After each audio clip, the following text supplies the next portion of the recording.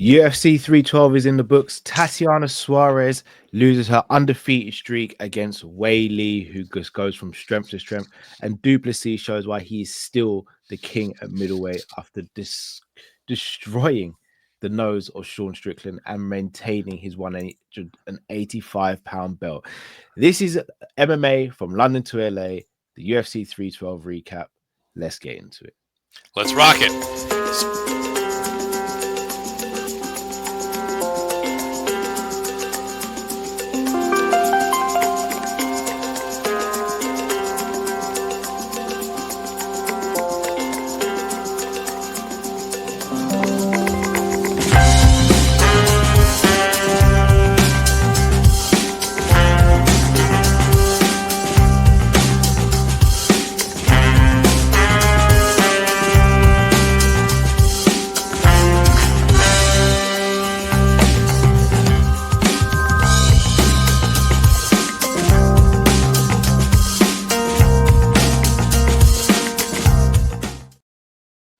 Yes, people, welcome back to MMA from London to LA. My name is Callum Sanderson, joined by the one, the only, the MMA professor, Colin Crandall in the building. How you doing, my bro?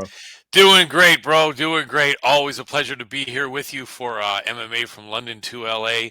And like I always say, my man here, Callum Sanderson, has got the wrestling of K.L. Sanderson, striking of a young Anderson Silva, jiu-jitsu of Hickson Gracie, and the looks of a great movie star, the mind of the greatest politician or scientist, all combined in one amazing man, Callum Sanderson, my brother from another mother. Always a pleasure to be here with you. Nah, pleasure's all mine, man. And look, going into UFC 312, I don't know about you, but I didn't expect the greatest of cards. I still don't think it was the greatest of cards. Not much in terms of star power. However, the co-main event and main event had some real stories going into it, and those stories had endings that I don't know if many people would have thought would have happened, especially in the co-main event, which is where I think we should start.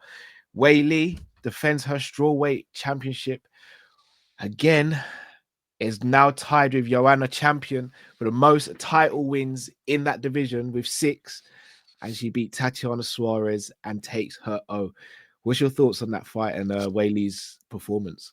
I absolutely have to tell you, one thing that I thought was funny was that there was a clip that Weili was sitting down, I think, signing the posters or something, and Joanna came behind her with her long hair and kind of put her arm around her neck and put her head on her head, and Weili's thinking, who is doing this, right?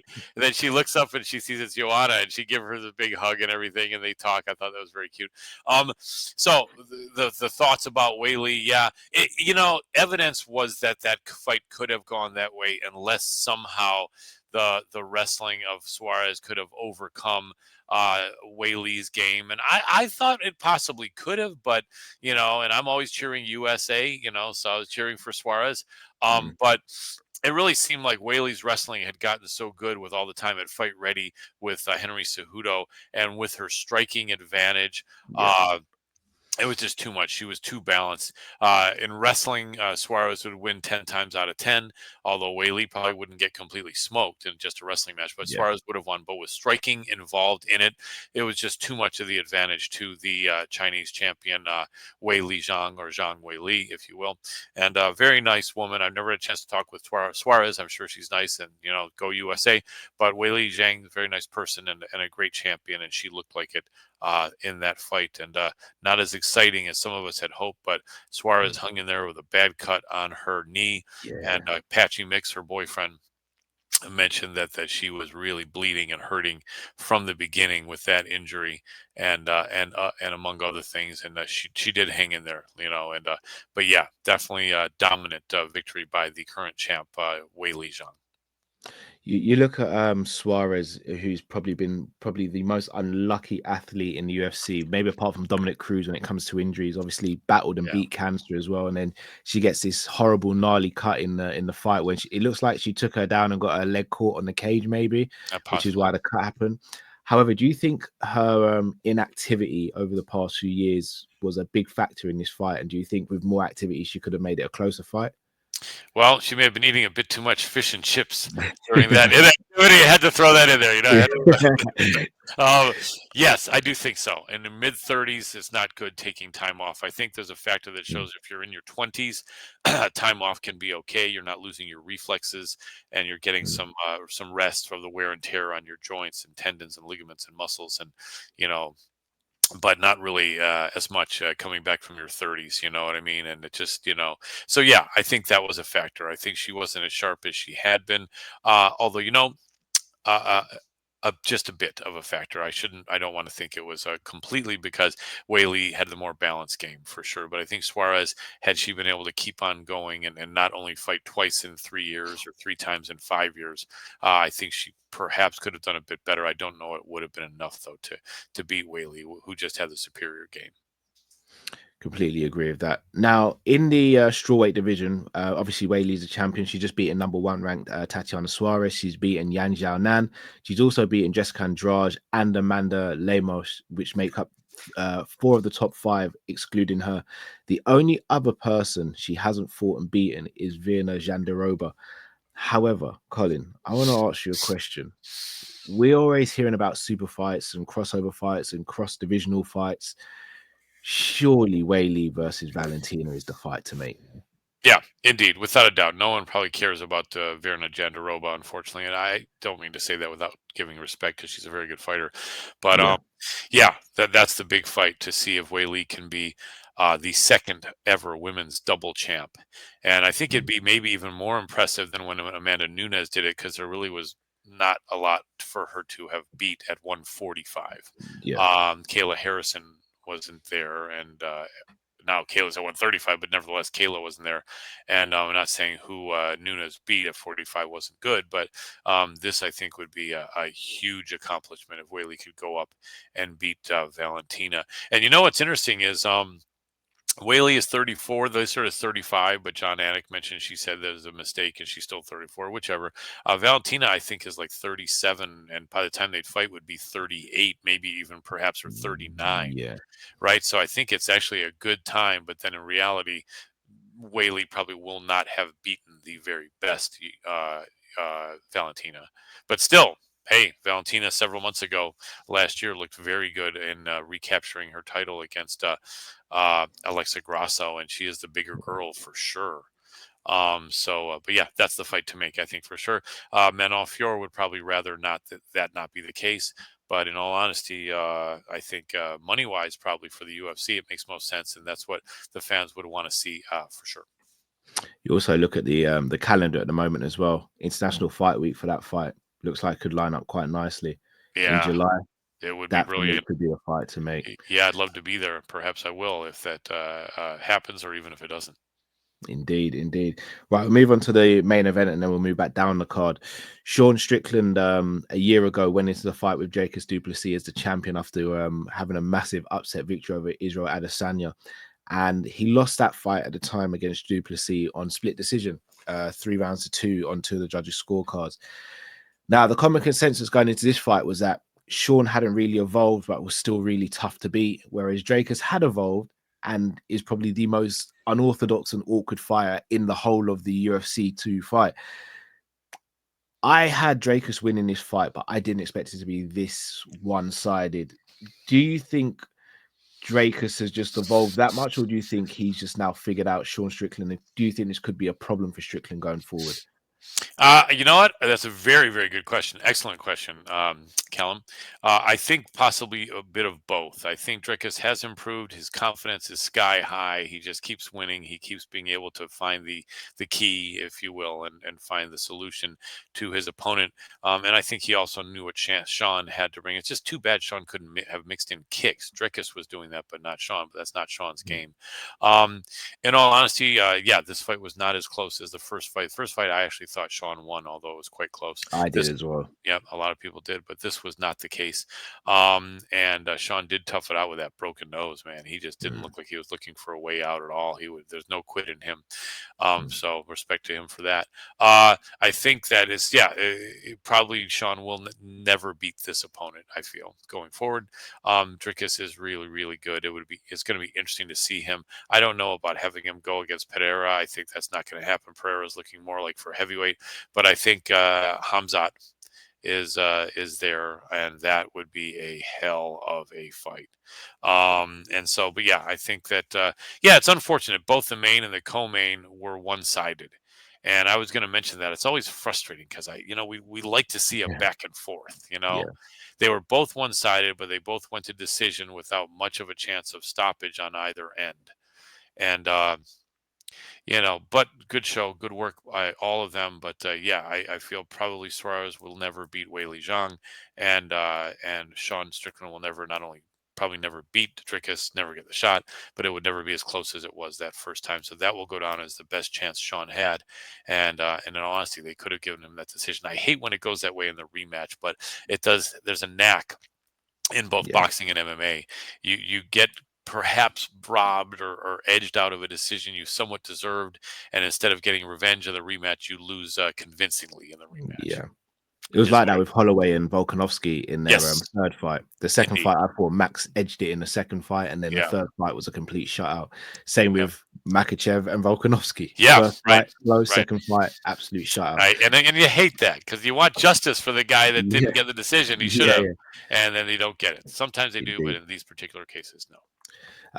So speaking about you mentioned the two potential opponents for Duplessis and Alex Pereira and Hamzat. Now in the cage, Duplessis made a beeline for Alex Pereira. However, in the post-match press conference, he did actually speak and say Hamzat is next, and that is the fight he wants, and he will absolutely take that fight next.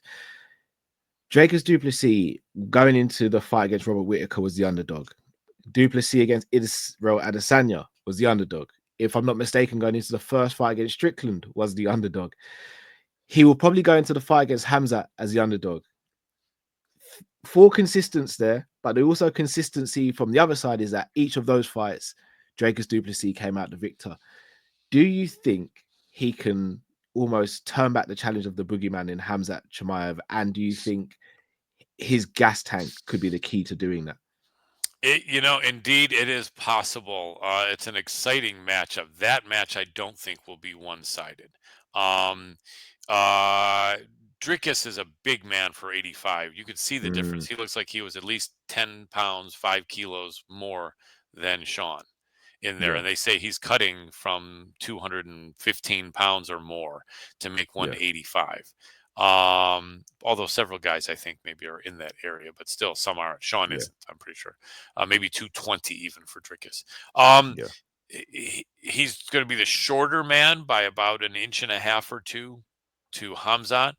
But Hamzat was able to make 170. I don't think Dricus ever could make 170. never. So Yeah, I think Dricus is the naturally thicker man for sure in that matchup. Strength could help him fend off the takedowns of Hamzat, but Hamzat's striking is a bit crisper. He's the harder puncher, I believe, but he doesn't yeah. tend to kick much, although he kicks some. So that'll be interesting to see because Dricus has a good chin. They both have very good chins. Mm, But Dricus is super confident now, and he'll be going in there with that confidence of a champion. I think that'll be a very good fight. He could indeed win. He'll probably be the underdog, but he could indeed win that fight. I guess if you look at the blueprint from the Gilbert Burns fight, or even the Kamaru Usman fight, um, if you're that good, you can to an extent nullify Hamzat. Um, although the Burns was at 170 when Hamzat was yeah. still somewhat depleted in that fight. The Usman was at 85, but Short notice. short notice, yeah. And I think Usman was somewhat defensive in that fight. Not completely. I'm not throwing shade on Yeah, Kamaru. He's great. I've spoken with him on a few press conferences. Great champion. yeah, But there's a chance. We see that there's some possibilities if you're that good that you can hang in there with Hamzat and have some moments. It'll be a great fight. That's one I will really look forward to seeing. yeah. Completely agree. Two champions that went in, two champions that came out as well. So kudos to both champions on the night. Indeed. In another fight, Justin Taffer, who's almost like the new age Mark Hunt, almost not as good as Mark Hunt, but the new age Mark Hunt maybe. He went in against undefeated Talison Teixeira and was brutally finished within like 35 seconds. A vicious elbow to the nose, which broke his nose visibly. And then he turtled up. He did contest the stoppage, which for me, I don't think was a bad. I think it was a brilliant stoppage. If I'm going to be honest, he was in a turtle position. Didn't look like he was going to survive any longer. Talison Teixeira, not very well known. However, he's 6'7", very rangy. He's got 83-inch reach, which is only second to John Jones in the whole of the UFC, if I'm not mistaken. What do you think about him, and do you think he could progress up the ranks quite quickly, given there's not much depth in the heavyweight division at the moment? Yeah, I think he could. I think he could. There are some really tough guys there, but not a huge amount. And yeah, I think he's got a lot of potential. And I had a feeling that was kind of a bad matchup for Tafa at this Yeah, point in his career. But yeah, Taliesin Teixeira, yeah, a lot of potential. Really, really big, strong guy, tremendous length, and yeah, he could be a problem. But still, he didn't have a chance to show too much there, except for some great striking and great finishing ability. But let's see how he does going up the ladder a bit. But as of right now, he looks very promising for sure. indeed, indeed. Then on the second fight of the card, it was Jimmy Crute at light heavyweight going against Bellato. Of a majority draw, I think everyone had Jimmy Crute win the first round 10-8. He was very close to stopping it. He looked as though in the second round he'd get him out of there. However, Bellato seemed to get a second win. Jimmy Crute seemed to empty the gas tank after the first round. And I had Bellato win the last 2 rounds, and I think a draw is a fair result. I don't know if you agree or not, bro. Yeah, I think so. I think so. I wasn't upset with that. I was cheering for Crute, the local Aussie, there to win in front of his Yeah, fans. He's a double cut man. He carries around a ton of muscle, though. Wow. yeah, He yeah, again also looked like a 10 pounds, 5 kilos yeah, difference. Um, very muscular guy, legs strong, just a big, strong kid. But yeah. he was starting to gas, but never gave up. A good fight, good comeback by Bellato, good effort by Crute, and win would have really been helpful to Crute, but at least this wasn't a loss. And both men are impressive. I think we'll be seeing, both of them come up. Let me see how old they are. Crute is right here. Jimmy Crute is, and of course, there we go. He is 28. So yeah, he's still young. He's had a lot of miles on him, but still young. 12-4. Bellato is 29. So yeah, I think we'll be seeing both of these guys around. They're very tough guys. It was a really good fight, and they threw everything with a kitchen sink for the most part, and just evenly matched guys for sure. And yeah, I think they will both have some more winning to do in the UFC. Perhaps if not matched up with top 10 guys necessarily, but on their way there. And then when they get there, it could be a tough test for both guys. But you never know. Would you do a rematch with them, considering it was a draw? Maybe an immediate rematch, or maybe a Yeah, fight yeah, night or a yeah. prelim? I would. UFC probably won't. They don't tend to do that, as you know. Mm, But yeah, I'd like to see that. I think that would be good to get it finally resolved. I think and then they could build it up. And yeah, they know each other well. Sometimes that makes for an even more exciting fight. And mm, then because I think neither of them want to have another draw.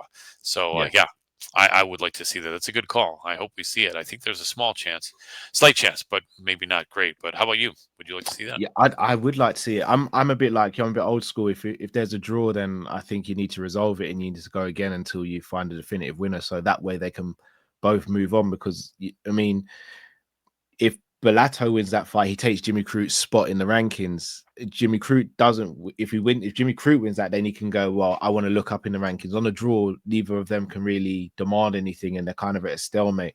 I think they should run it back, and I think it'd be a good fight for them to run back. Absolutely. Now, what food commonly eaten with salad has the word "croute" in it?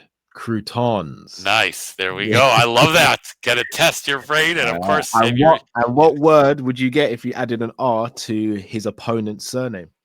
Bellator. Yep, I love Ah. it. Absolutely brilliant. See, this is the kind of good stuff you guys will only Yeah, get on you won't get MMA this from London anywhere to else. LA. No, MMA from London to LA has the dad jokes for sure coming at you, courtesy of the old Indeed, one and the young dad, but nevertheless, dad jokes, which I hope you guys appreciate. You should. indeed, indeed. And the fight that opened the main card, which was Jake Matthews versus Francisco Prado. Prado coming up from lightweight. I think it was his first welterweight bout. Jake Matthews has been a mainstay in the welterweight division, knocking on that top 15 now, especially, well, more so knocking on the top 20, then knocking on the top 15. Fair. I mean, I had Jake Matthews win that fight. I think he just took over in the last 2 rounds.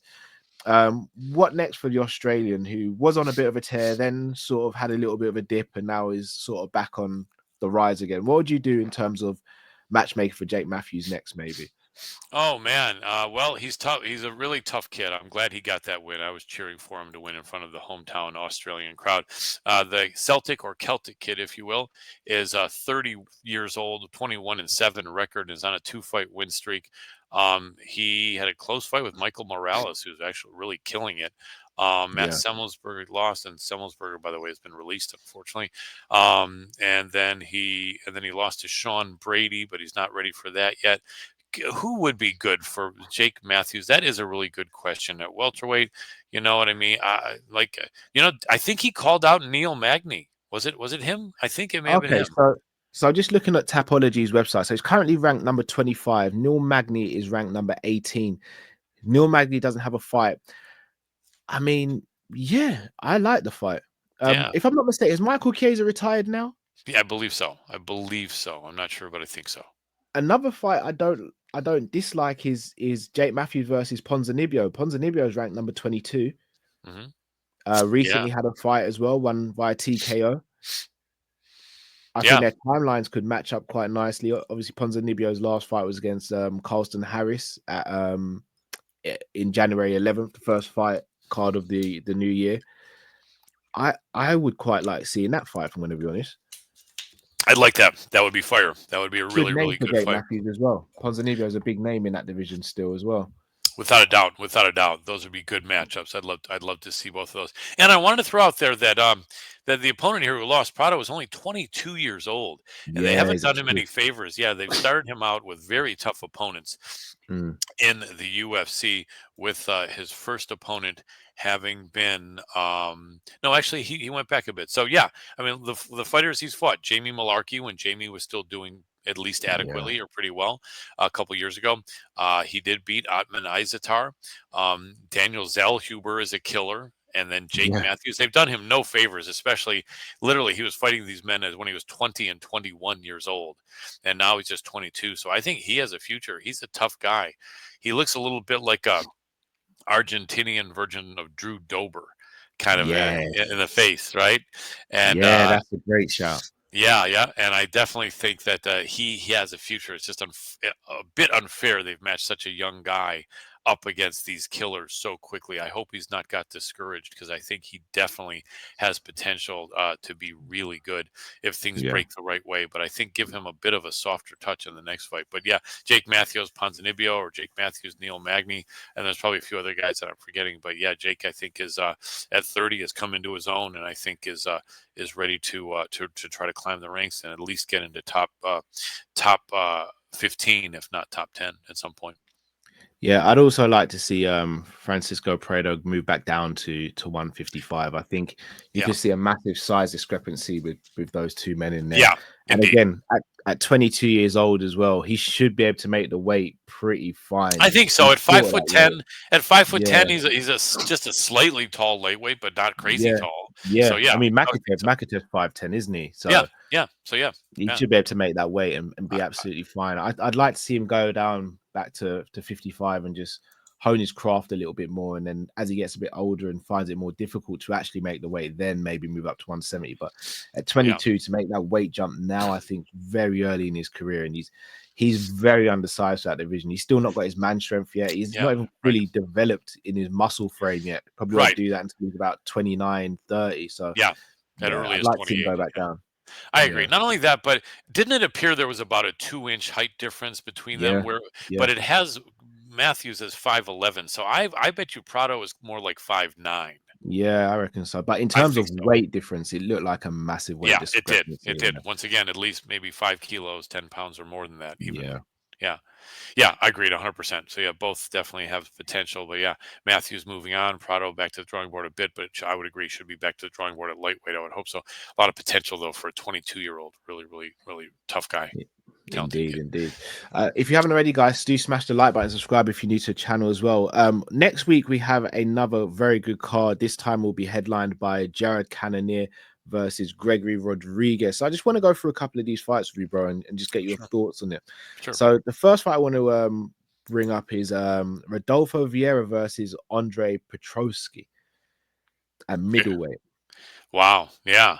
That is a very interesting fight. And let me see if I can pull that up over here so I can have an even better idea, although I do know them both quite well, but some So, statistics would help here. so virtually So, identical.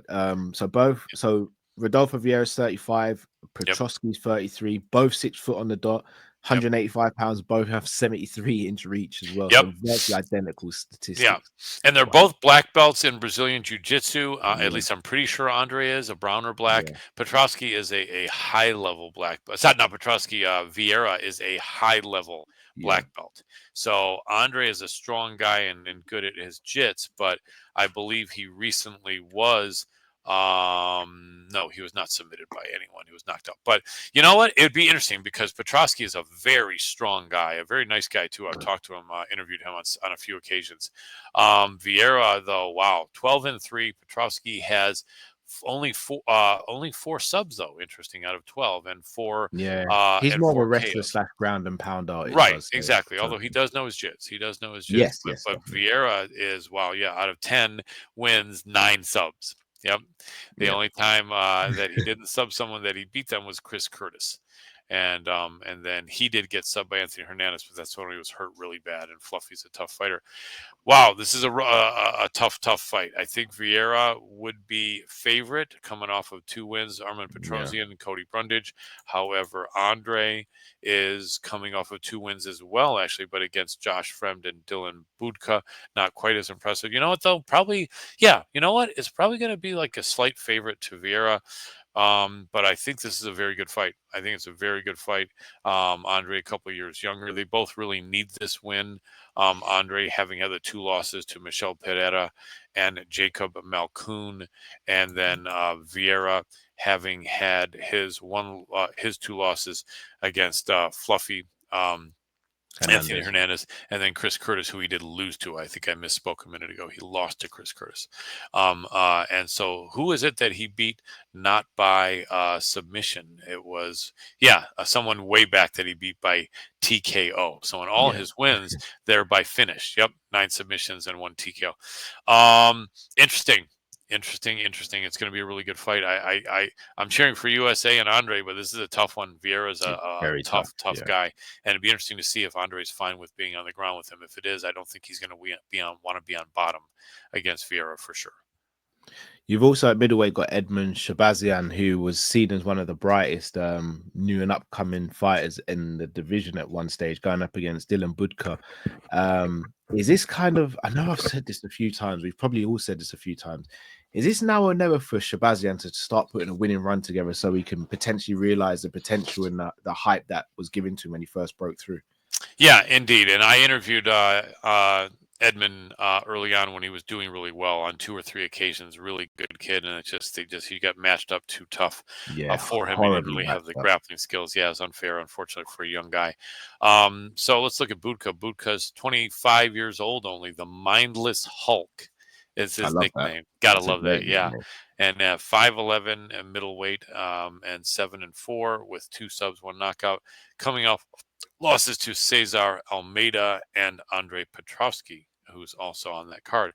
Um, Edmund is much taller. I think he's 6'3" or 6'4", and I know that he's a bit older than 25 now, but not much. He's 27, 6'2", and the Golden Boy, is coming off a loss to Gerald Mearshart.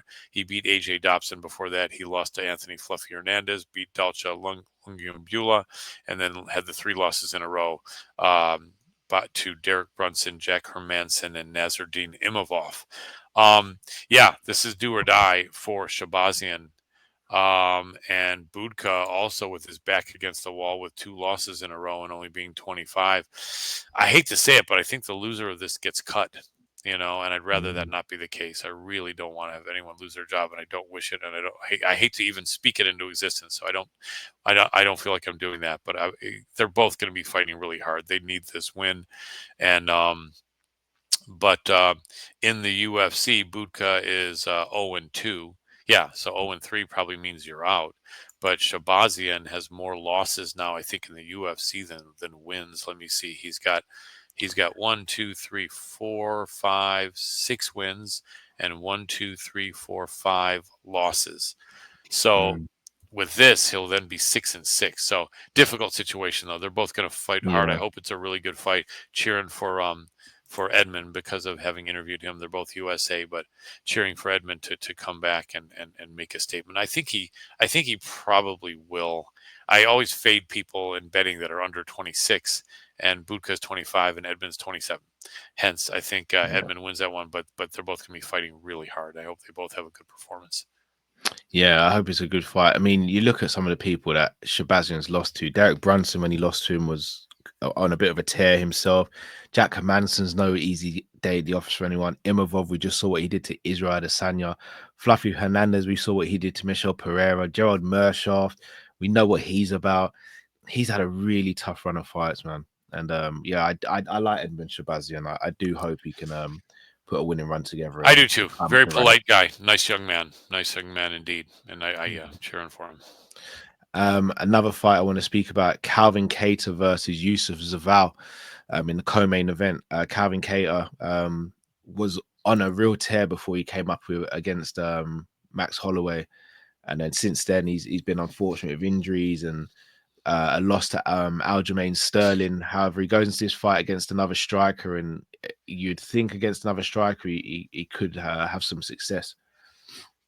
Yeah, absolutely. Yusuf Zalal is a good dude. I interviewed him a couple times years back, and I always believed in him. And he is a tough guy. He was out of the UFC briefly, winning 3 fights by first round finish.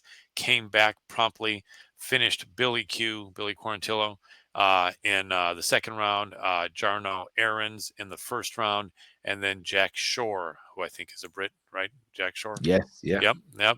In the second round. So he is on a streak. He is tough. He's only 28 years old, out of Factory X under the great coaching tutelage of Mark Montoya and a great team over there. 5'10", 145. He's a tall featherweight and really just beginning his prime. 16-5 with 13 finishes, 9 subs and 4 TKO or KOs. His opponent, Calvin Kattar, we know Kattar is a killer. He's 36 years old now, though, and coming off 3 losses in a row and 4 out of his last 5. Just matched against everyone, though, in the world. He's fought guys way above the caliber of who Zalal has fought. He's beaten Giga Chikadze, Dan Ige, Jeremy Stevens, Ricardo Lamas way back, Chris Fishgold, another Brit, Shane Burgos, Andre Fili, but then losses include Renato Moicano Carnera, Zabit Magomed Sharapov. Never forget him. He's gone, but not forgotten. The Russian brilliant. Abraham Lincoln. Yep, he was amazing. Brilliant. One of my favorite fighters. He was. Me too. Max Holloway lost. Josh Emmett, Arnold Allen, and Aljamain Sterling. No shame in any of those. Wow, this is a tough one. Who needs this fight more is Kattar.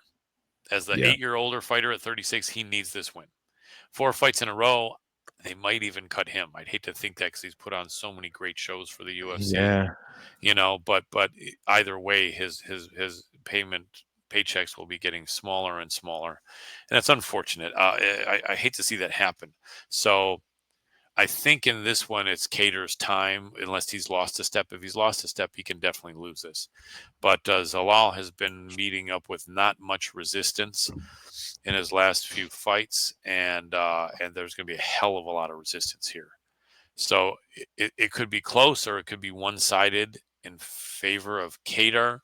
Unless Kattar has lost a step, then Zalal could win this. So this is kind of a very interesting fight to see. A lot of curiosity, and we'll know a lot more where both men are in their career after it. But I think Kattar can win, and it won't really derail Zalal that much. But if Kattar loses, it's a big problem for his career. And Zalal has more time, but they're both going to be fighting hard. This fight's going to be fire, I think, don't you? Yeah, oh yeah, definitely. It's a fantastic fight for the co-main event, and I think it will potentially lead in real nicely to the main event, which is Jared Cannonier, the Killer Gorilla versus Robocop Rodriguez. I think Gregory Rodriguez is always known for being in fights where it looks like he's losing, and then out of nowhere he ends up winning. He often spars with Alex Pereira, who seems to spar with everyone. Yep. This could be a real change in the guard fight potentially. Rodriguez has only lost one in his last 6 fights. That came against Bruno Ferreira. Yep. Since then, Tulalin, Brad Tavares, Christian Leroy Duncan, who fought in London, who's a British fighter as well. Now going up against Cannonier, who's been a mainstay in the middleweight division, top 10. Could be a new player in that ever exciting, ever growing middleweight division. How do you see it going? Absolutely. Very great analysis and frame, as always, Callum. Brilliant, as usual. Always appreciate your work. Thank you. You're welcome.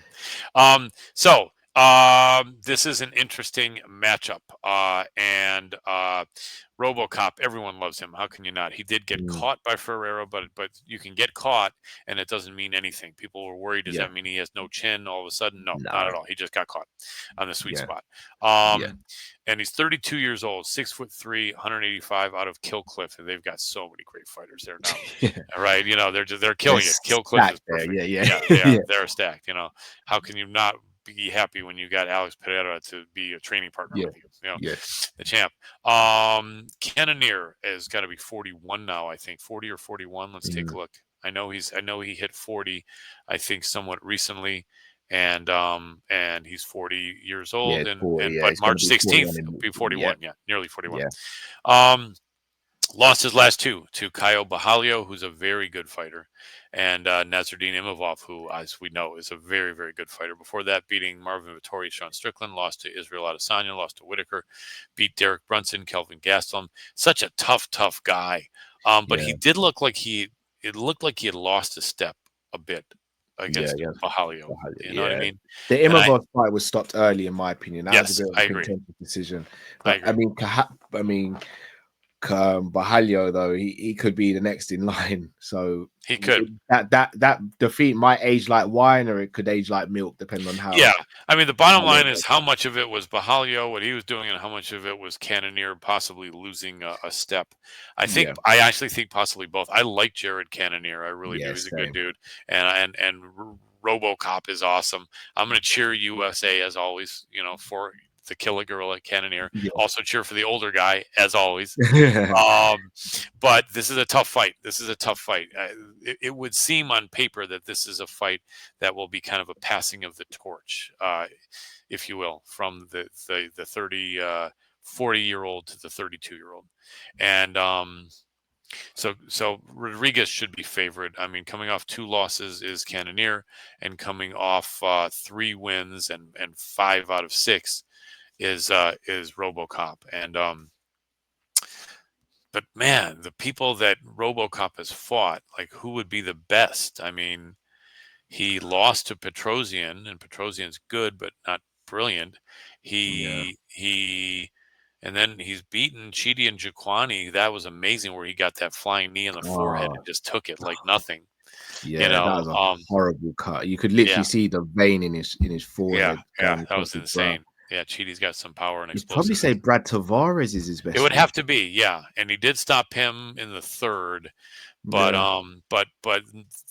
none of them are as good as Cannonier once was. Yeah.